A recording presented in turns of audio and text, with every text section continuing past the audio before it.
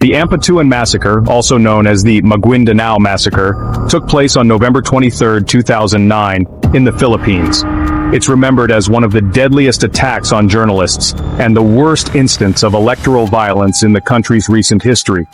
The story behind it is deeply rooted in political rivalry, clan power struggles, and entrenched corruption. The Ampatuan and Maguindanao clans were powerful political families in Maguindanao. Ampatuan Sr., a longtime governor and political kingpin, had immense influence in the region. When Ismael Toto Maguindanao, from a rival political clan, decided to challenge Ampatuan's son, Ampatuan Jr., for the governorship, it was seen as a direct threat to the Ampatuans' control over the region. The massacre occurred when Maguindanao's convoy, which included journalists and family members, was ambushed by armed men associated with the Ampatuan family as they traveled to file his candidacy papers. Maguindanao had sent his wife and sisters, assuming that women would be spared from violence. Tragically, they were not. The convoy included around 32 journalists and media workers who had joined to cover the filing of candidacy, marking the massacre as one of the deadliest events for journalists worldwide.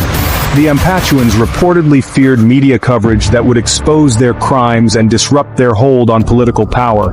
This massacre highlighted the risks faced by Filipino journalists, especially those reporting on political issues, corruption, and the actions of influential families. The incident spotlighted the impunity with which political elites could operate and the fragility of press freedom. In the years following the massacre, the judicial proceedings were slow, marked by delays, threats to witnesses, and even killings of individuals connected to the case. Some witnesses retracted statements due to fear, while others disappeared altogether. This exposed the deep-seated problems of witness protection, judicial independence, and the influence that powerful families wielded over legal processes. Over a decade later, some justice was achieved. In 2019, a landmark ruling convicted several Ampatuan family members, including Ampatuan Jr., of multiple counts of murder. However, many criticized the length and nature of the judicial process, viewing it as emblematic of broader systemic issues in the Filipino legal and political systems. The Ampatuans had their private army, including police and military personnel loyal to them, which they allegedly used to intimidate rivals and maintain power.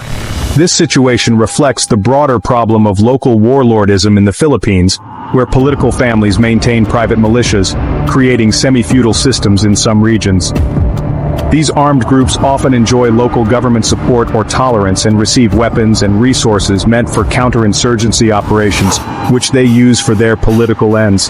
The massacre exposed the need to dismantle these private armies and enforce strict regulations on arms and militarized factions tied to political clans. The massacre left lasting scars on the local community, further dividing the province and deepening mistrust among political groups. For some in the affected families, the massacre became a symbol of resistance against political oppression, fueling advocacy for justice and human rights reform. On a broader scale, the massacre illustrated the struggle between democratic aspirations and deeply ingrained feudalistic dynastic politics. The lack of economic opportunities and entrenched poverty in regions like Maguindanao perpetuates dependence on powerful families, making it challenging to break cycles of violence and corruption. The massacre drew international condemnation, with human rights organizations, media advocacy groups, and foreign governments urging the Philippine government to ensure justice. The global spotlight pressured the country to reform aspects of its judicial process and re-examine its protection measures for journalists and political figures. Despite international attention, many felt the government's response was too slow, and local advocates continue to push for comprehensive reforms to prevent similar atrocities in the future.